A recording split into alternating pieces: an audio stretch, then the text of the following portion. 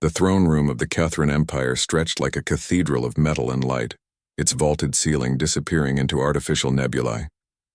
King Vexthor lounged on his gravitational throne, his crystalline form refracting the purple glow of 1,000 bioluminescent attendants.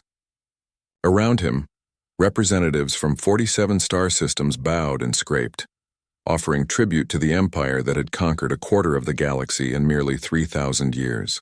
Ambassador Dr. Sarah Chen stood perfectly still, her plain gray diplomatic suit a stark contrast to the ornate robes and exotic forms surrounding her. She was the first human to ever stand in this chamber, and she could feel the weight of 6 billion eyes watching from Earth through the quantum feed. So, Vexthor's voice resonated through the chamber, each word a symphony of harmonic frequencies. The primitives from Sol 3 finally dared to petition the Catherine Empire for recognition. Sarah kept her face neutral. She had studied xenopsychology for 20 years, trained in the art of first contact for another 10. She knew what came next.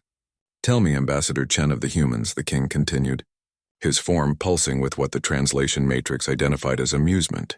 "What makes your species believe they deserve a seat among civilized worlds? Your people still wage wars. You poison your own atmosphere. You fragment into tribal nations even now." He leaned forward and his courtiers chittered with sycophantic laughter. "You are children playing with fusion drives barely worthy of our attention." The chamber fell silent. This was the test, Sarah knew. Every species that came before the Catherine throne faced this ritual humiliation. Most bowed lower, offered greater tribute, accepted their place in the hierarchy. Sarah smiled. "Your Majesty speaks wisely," she said, her voice calm and clear. "We are indeed young, fractious, imperfect."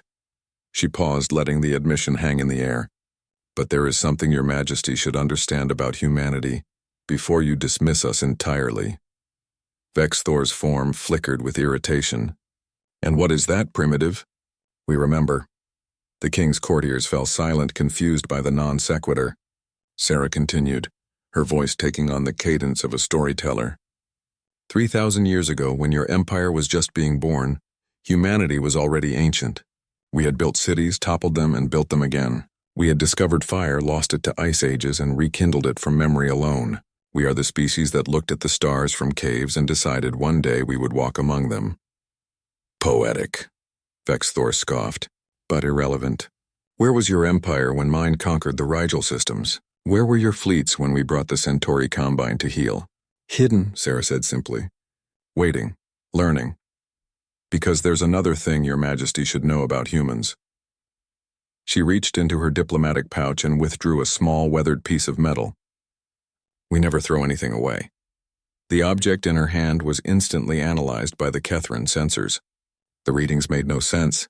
The metallurgy was crude, almost primitive, yet the quantum signatures were impossibly old. The courtiers murmured in confusion. "This," Sarah said, holding up the fragment, "is a piece of Voyager 1, a probe we launched in 1977 by our calendar. It traveled beyond our solar system carrying messages of peace and recordings of Earth." She set it gently on the marble floor. "For millennia we've been sending our children into the darkness, hoping someone would find them and know we existed." "A desperate cry into the void," Vexthor said dismissively. "How pathetic." "Perhaps," Sarah acknowledged. "But here's what makes it interesting, Your Majesty. Every probe, every satellite, every derelict ship we've ever launched, we kept the blueprints. We kept the coordinates. We tracked every signal, no matter how faint." Her smile widened. "And when we finally developed faster-than-light travel 60 years ago, do you know what we did?" The chamber was absolutely silent now. "We went and got them back. Every single one. The Voyagers, the Pioneer plaques, the International Space Station, Apollo 11's Eagle lander, every weather satellite and GPS beacon. We collected them like children gathering toys, and we brought them home." Sarah's eyes glinted in the purple light. "And then we repurposed them." From her neural implant, Sarah transmitted a single command. Outside the Catherine throne world, space began to shimmer. The palace's defense sensors screamed warnings. Ships were appearing by the thousands, tens of thousands. But they weren't sleek warships or modern cruisers. They were old things, ancient things, retrofitted and rebuilt with technology that made Catherine engineers weep at its efficiency. Voyager probes bristling with weapon systems, Space stations transformed into mobile fortresses. Lunar modules housing antimatter cores. That's impossible, Vexthor breathed, his crystalline form flickering with what might have been fear. Those signatures, some of those vessels are over 500 years old. 547 years for the oldest, Sarah corrected pleasantly. The Kethran Empire has existed for 3,000 years, Your Majesty. But humans have been building things to last for 10,000. We carved stone circles to track the stars before your ancestors developed written language. We built pyramids that still stand millennia later. And when we finally reached space, she gestured to the view screen showing the assembled fleet. We built with the same philosophy. Make it last. Make it count. Waste nothing. The king's courtiers had fallen absolutely silent, staring at the impossible armada surrounding their homeworld. 40,000 vessels, Sarah continued, her voice still conversational. Each one a piece of our history, now armed with weapons your scientists assured you wouldn't be invented for another century. We didn't build them yesterday, Your Majesty. We built them across centuries and we simply updated them. She clasped her hands behind her back.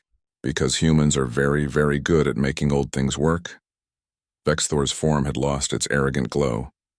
What do you want? Recognition, Sarah said simply. A seat at the table of civilized worlds. Fair trade agreements, mutual defense treaties, she paused, and an apology for calling us primitives. The king stared at her, then at the fleet filling his orbital space with vessels that predated his empire's golden age. You would have destroyed us if I refused, he said quietly. Sarah's expression softened. No, Your Majesty. We would have left. Packed up our ancient fleet and gone home. Because the other thing about humans? She smiled genuinely now. We're stubborn enough to be insulted, but wise enough not to start wars we don't need to fight. We've had 5,000 years of practice learning that lesson. She let that sink in before continuing. We came here for recognition, not conquest. The fleet was just our resume, proof that we belong in the conversation. King Vexthor was silent for a long moment. Then, slowly, he rose from his throne and descended to the floor, a gesture no courtier present had ever witnessed. Ambassador Chen of humanity, he said, and his voice held no mockery now. The Kethran Empire recognizes your species as equals among the stars. He gestured to the empty seat among the council representatives. Take your place. Sarah bowed respectfully, walked to the seat and sat down among beings whose empires were ancient and vast. But none of them, she reflected with quiet satisfaction, had learned to weaponize their museum pieces quite like humanity had. Outside, the antique fleet maintained its position, 40,000 pieces of history still flying, still fighting, still remembering where they came from. Just like the species that built them.